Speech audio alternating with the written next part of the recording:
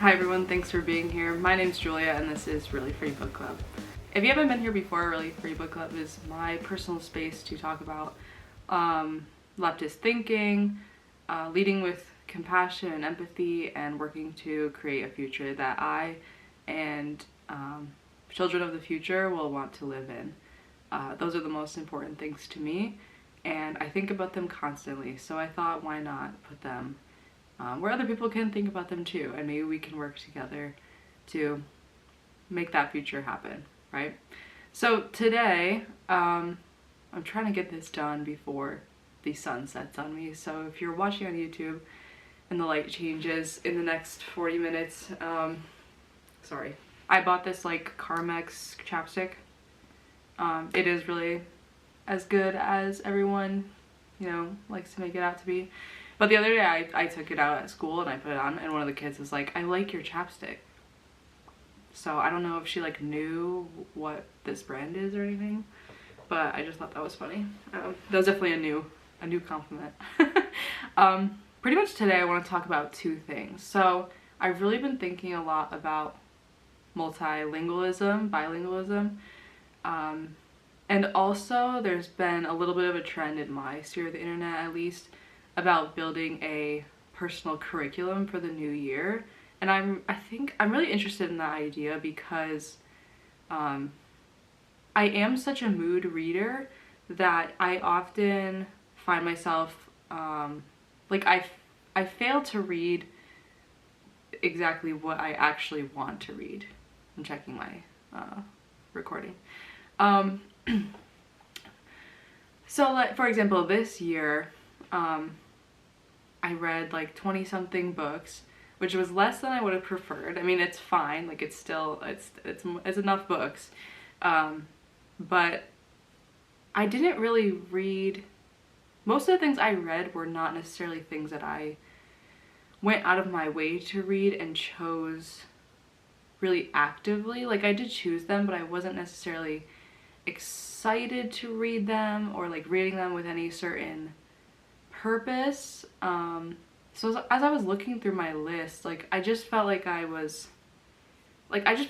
really passively, and I want to try to change that because I think, we only have a limited amount of books to read in our lifetime, and I want to be more selective with the books that I spend my time reading. I wrote a whole substack. This is the second year in a row that I wrote this, about just like a quick note about every book I read this year, and that's why I know that my reading was less than intentional, because there weren't too many that I was like gushing over in that. And I think before the end of the year I will also finish this one by Louise Erdrich, and so maybe I'll add that to the post, or maybe I'll just put it in here, whatever. But basically I think that I've tried to make lists of things that I want to read and study before, but I think after I have been influenced by these videos about personal curriculum, and I think that phrasing really works for me. I think after I put it together a little more, I might share it on like my personal channel, where I basically do video versions of my Substack writing.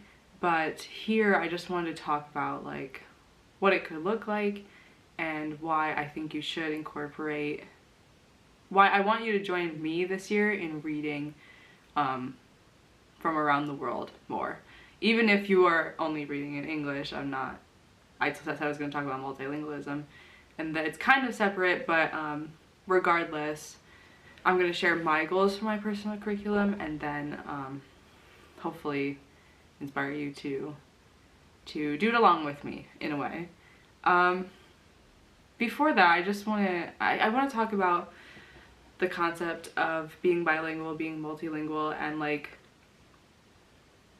how much the language you speak impacts your worldview and your lifestyle.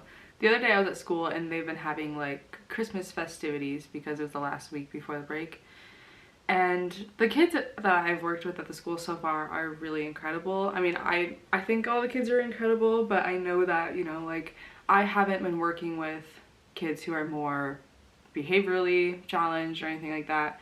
I've been working with kids who have a pretty high level of English and are pretty excited about learning. So that, of course, like, as a teacher in any capacity makes your life so much easier.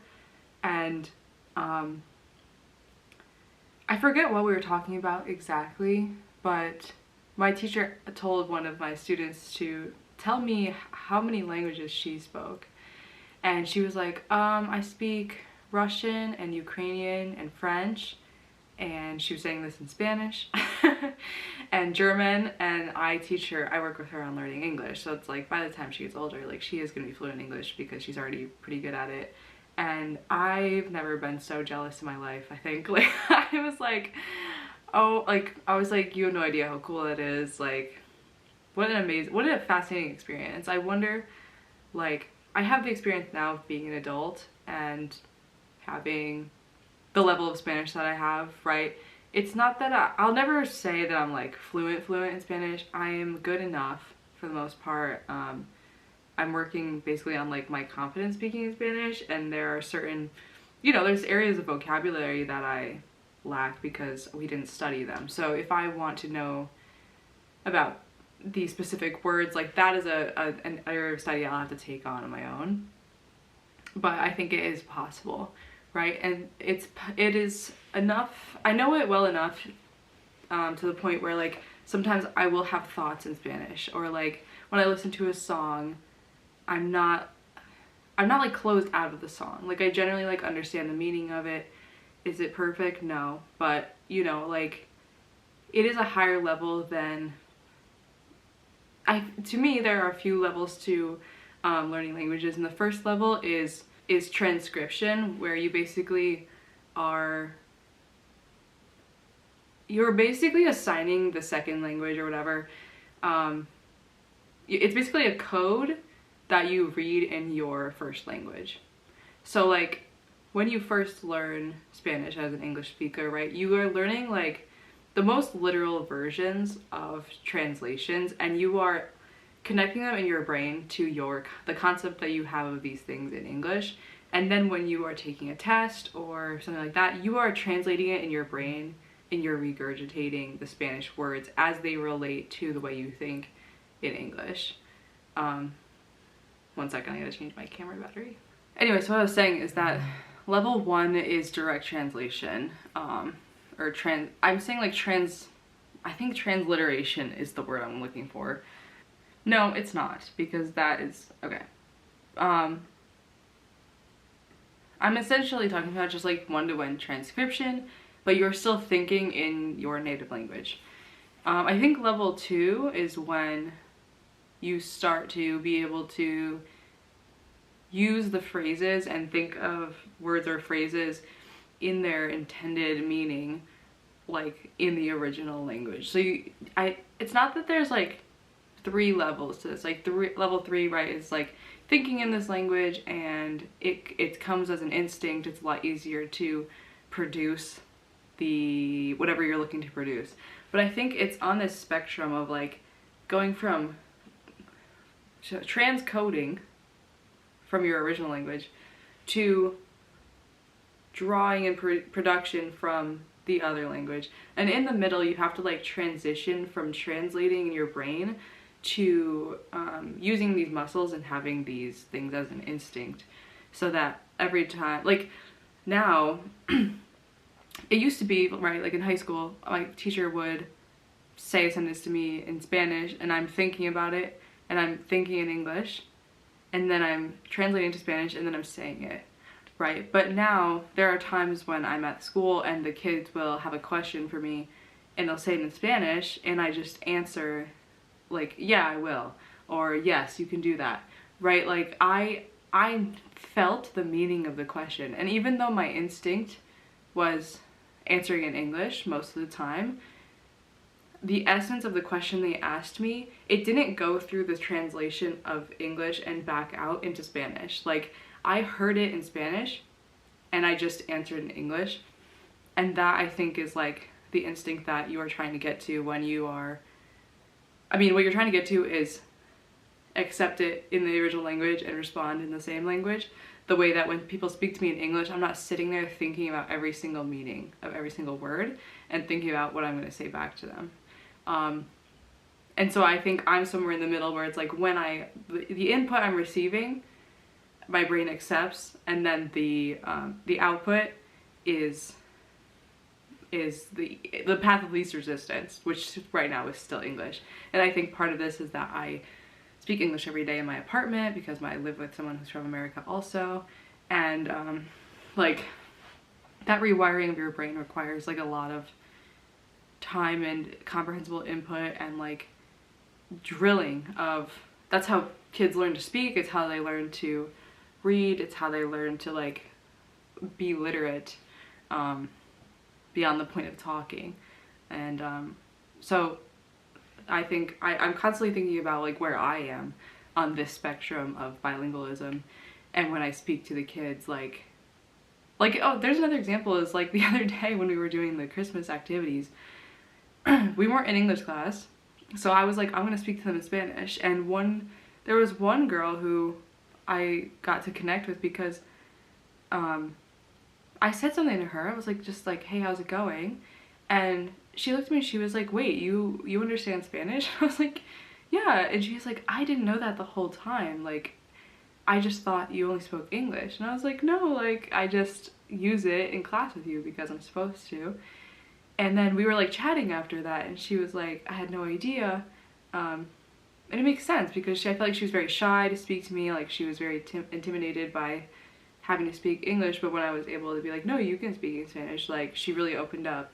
And later there's another kid who I feel very connected to, and like I was just trying to ask him about his day, and like he was leaving early and all this kind of thing, like, and he is very good at English, but every time I asked him a question in Spanish, he would do English production, which I mean is great practice. Like I don't, you know, like it's not a bad thing that he was trying to do that, but him and a couple other kids, I said to them, I was like, we're not in class right now, like if you want to speak Spanish to me, you can.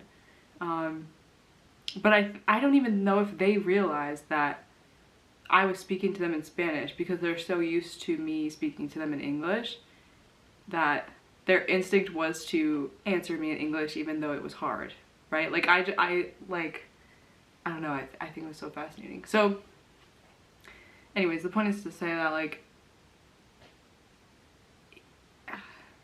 I think it's so magical. Like when I was a librarian, I thought it was so magical, and I still think it is, to watch kids learn to read and watch, like you can see like the moments that they make these connections in their brain, and how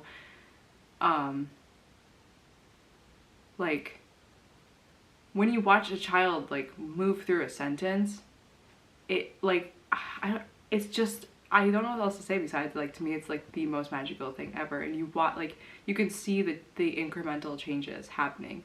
And at the time I was also like lightly studying Japanese to try to like impress our student friend who's from Japan, and I was trying to like learn a bunch of like enough phrases to convince him that I like knew more Japanese than I did.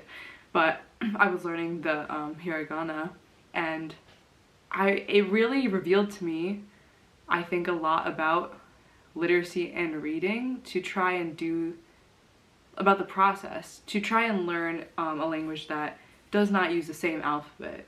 Because I think for my brain it was incredibly easy to learn Spanish because the letters were the same.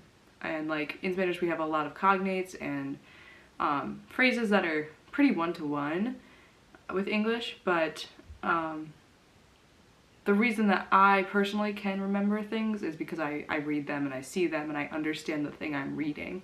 And I think that's why, for now, especially, Arabic is so difficult for me. I'm studying Arabic. I think it's so difficult to me because I don't yet have that level of recognition in reading that helps me remember things. Like I have a pretty, not like a photographic memory in the way that I remember everything, but when I watch a video, I like don't remember anything from the video or the TV show. But if I read, I usually remember it pretty clearly because I can like pull that image up in my mind. So there's a lot of like talk about whether or not to Romanize when you're learning a language that uses a different writing system, and that means like to write the sound equivalents in English, in Latin script, so in English letters. And I personally, that helps me a lot because that's the part that I can remember, right? So anyways, so like watching a kid learn to read in the first place, and then now being here and watching them change between languages is just like, it's so fascinating because the spectrum I was talking about, it's like there's a level to which you are translating literally, and then I think the middle level is kind of equivalent to speaking in like a code. It's like you understand that you're not using, you might be using the Spanish words, right? Like you might be using the second language words more correctly in like the intended grammar structures, but in your head you might still be kind of thinking in your original language.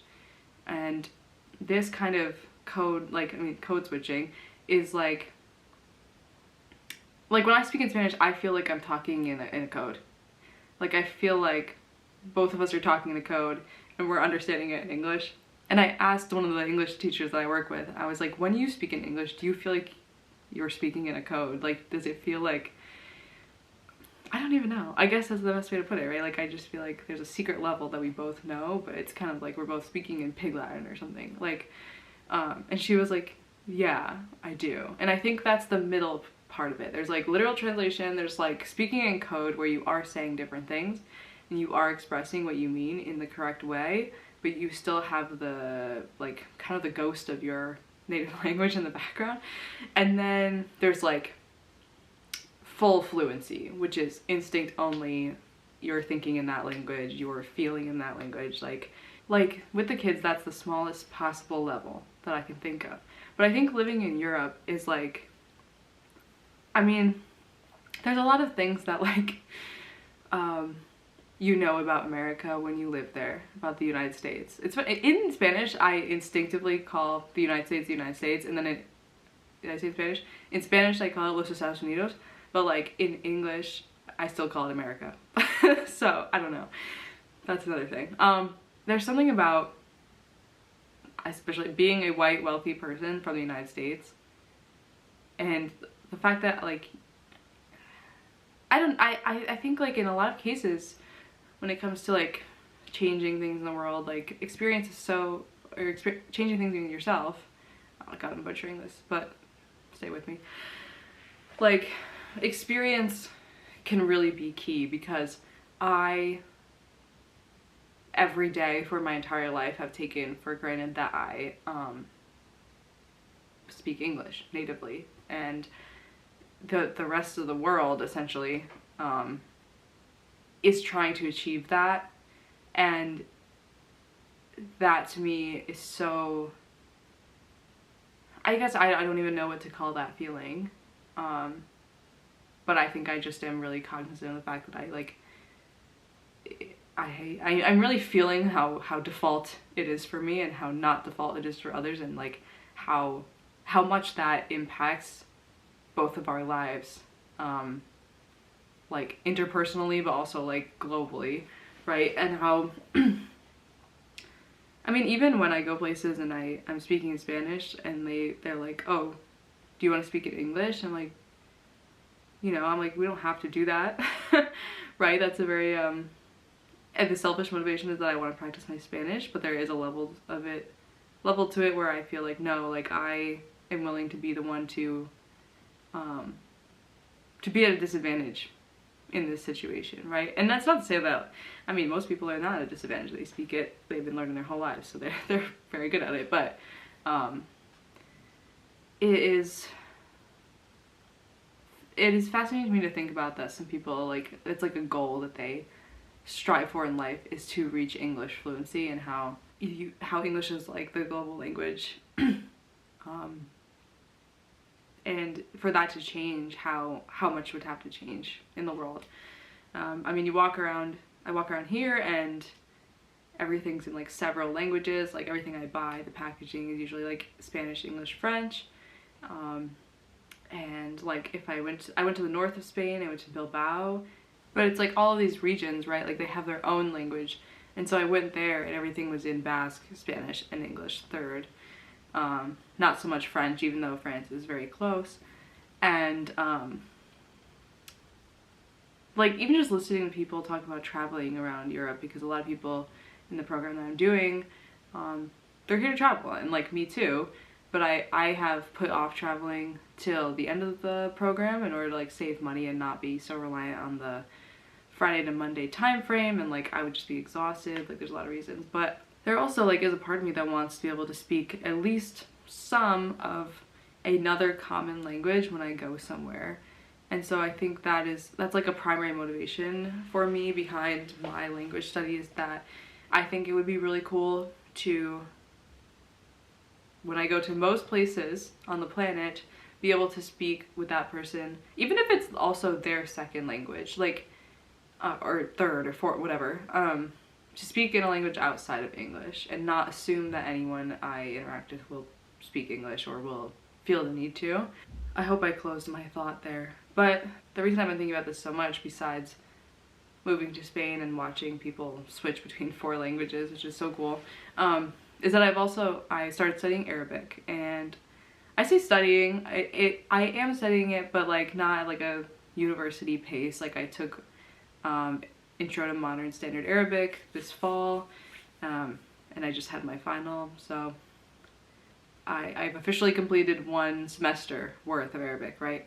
And even in that amount of work and processing, like I had to learn how to read the letters and what the letters are called, and I had to learn the diacritical marks, like fata, dama, kasra, and I had to, like we only just started doing the conjugation, which in Arabic has so many conjugations as compared to English, depending on how many people you're talking to and what gender the people you're talking to are.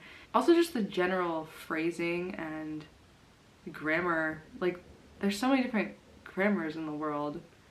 It's just fascinating that we are expressing similar ideas in any way, and in some cases we're not. Like I think what learning Arabic has really emphasized for me is how much thinking in English influences my worldview, and how like your native language shapes your concept of the world. Because for example, like I think the most obvious example between English and other languages is that in English we use the verb to be and to do a lot. For example, our questions, in Spanish there's the verb poder, which in English means to be able to, but that's not really a verb. It means can, right? We all use the word can so many times a day, but it's actually a modal verb. It's not like a real verb the way that poder is and can be conjugated, and so like the question begins with the word poder and plus the rest of it, but in English we say can you plus the verb, or do you plus the verb. And like that conception of these like words that are not really words, or like words that they're auxiliary words that function to, what they do is tell you that you're asking a question, right? Like instead of just making a question sentence like in Spanish. I'm talking about this because I think the most obvious example of what I'm trying to say is that in English we say my name is, or I am blank years old, right? But in Spanish the translation of tengo 26 años is I have 26 years, and it's the same in Arabic where I have 26 and 20 years. In German it's also like in English, it's ich bin, I am, ich bin 26 Jahre alt, I am 26 years old. And also when it comes to like my name is, right? In Spanish it's I am called. Anyway, the point is I feel like I'm noticing myself thinking in English concepts very frequently, and the more I have to use other languages, the more it stands out to me the way that English conceptualizes. things like being and doing and making and working and and how you see the world. I was sick this week, so but yeah, it's just like, it's a very cool thing to experience. I feel very lucky to experience it, and I also feel very like, what word do I want? I guess disheartened that, because it's not a regret because I couldn't have known better, but I feel disheartened that I didn't grow up speaking multiple languages. I think it's really amazing that anyone does, and when I see that these kids speak like 5 languages, I'm like, if I could go back in time and tell myself one thing, it would be like, please beg your mom to put you in like 4 different language classes, because you'll be good at it and you'll love it, and then you'll grow up and know which languages, and that's so cool. But here we are. So it's never too late to start, all right? Okay, at this point I've taken up like 40 minutes. So inspired by that type of thinking, I want to talk about the personal curriculum thing, because I want to be more intentional with the things I read.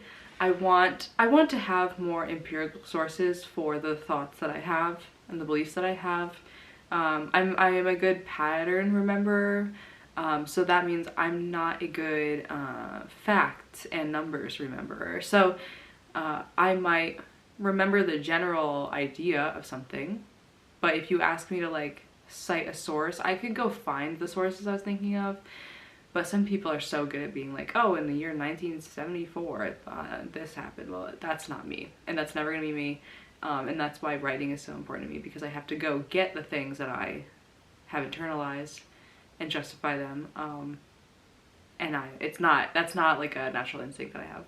What I want is to have more evidence and more knowledge about the world in data points, but also in stories and in history. I want to learn more about particularly Latin American history and how the United States has influenced the world, because we do not discuss that. And I remember when I was taking history in school, in high school, like we kind of like got up to like the moon landing, and then like that was like it. And we were not talking about like the Vietnam War. We were not talking about like, we barely talked about World War II. Like I don't know. I feel like World War II is like where it ends in my school anyway. And I went to school in New York, and that's considered like some of the better education in the United States. So who knows where we're getting to in other places, right? Like even I'm traveling to Ireland this break, and so I've been trying to watch a bunch of stuff and read about Irish history, because I am very fascinated by the Irish Civil War, or like the British occupation of Ireland and the IRA, and like the everlasting quest for self-determination. And I'm excited to go to Dublin and hopefully take a trip up to Derry and Belfast and see these places and learn about them while I'm there. I feel like the narrative that Americans have of Ireland is that they're always like sad and talking about potatoes, and like it's never really addressed how Britain just like openly was against the native people of Ireland, and like how much they supported violence against them, and how like they're just never been allowed to live on their own, even though it's like that's what they want. Anyway, so I'm trying to read more. I want to read more books about the world, and regional history, and hopefully how they interact with each other. I really want to read more books that are translated. I read one translated book last year. I don't count manga. I guess that is technically translated from Japanese. But I read The Door by Magda Szabo. I'm not sure if I'm saying her name right, but she's Hungarian. And that was a work of translated literature. And I think that since moving here, I've really gained an appreciation for translation, because it is so much more than just like decoding into another language what is being said. Again, on the spectrum of fluency, there is a level that you reach where certain words carry more weight, and you understand connotation, you understand rhetoric, and the power of choosing some words over others. And I think it's cool that anyone can like become close to capturing the meaning of one language in another. And so I would like to engage a lot more with that. I'd like to read a lot more international poetry.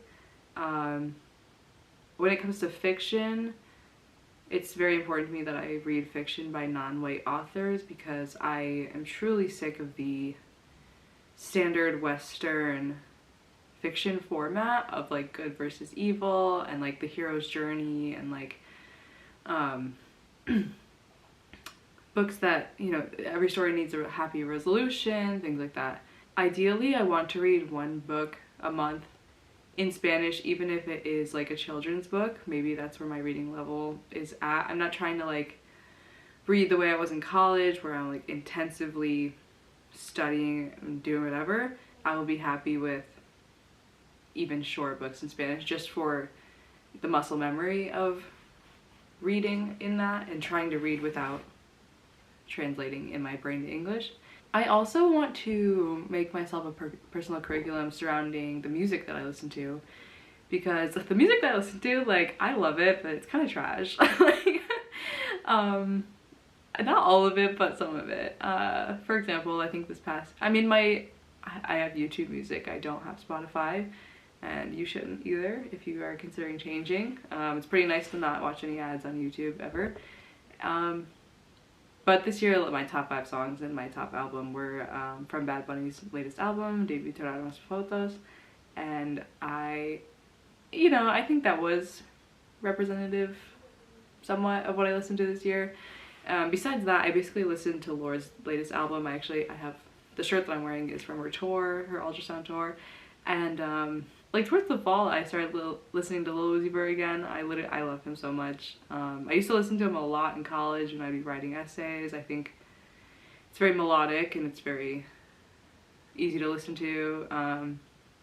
Yeah, he's the best. And then in the past couple of months, I've been branching out more in listening to more music from around the world. But again, it's been very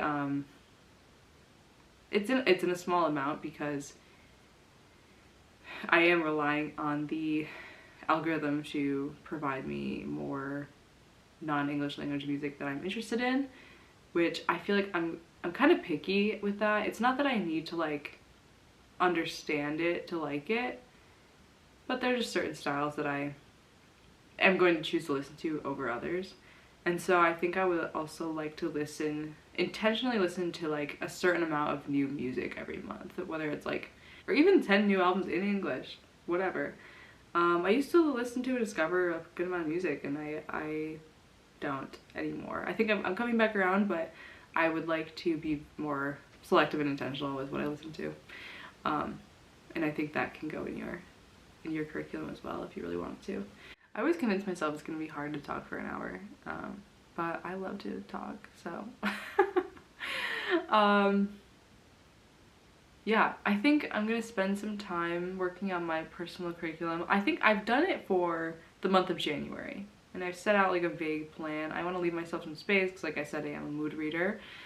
But I want to take some time to do that into December.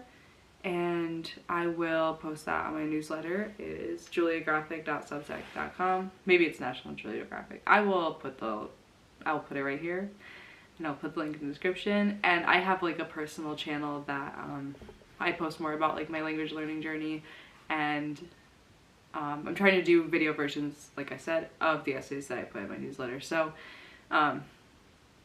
if you like reading, writing, if you like watching videos, either way, I will have that format for you over there. So definitely give it a subscribe if you are still here. And when I finish my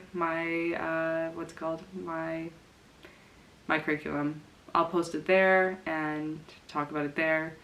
And also I'm going to be talking about all of the books that I read this year. I need to finish this today. I literally have like 20 pages left in this book. And so I'll talk about that when I make the video. But Guys, it's really tiring to try to speak multiple languages when you're not used to it. I'm debating whether or not I'm going to try to stay here a second year and make my Spanish even better, but who knows? People keep asking me, what are you going to do after this? And I have no idea. And I'm not going to think about it anymore until at least January. That is for future me to handle. Yeah. I also started studying Russian, so we'll see where that goes. But yes, if you're still here, thank you so much for watching. I hope you have a great rest of your day, week, life. In the future, I hope to do more current events and politics related things, and take more action and provide you with ways to take more action. So if you have any things you want me to talk about, please let me know. I'd really appreciate it. But other than that, remember that the world is a better place because you're in it, and life would not be the same without you. That's all I have. I will talk to you later. Thanks again. See you soon. Bye.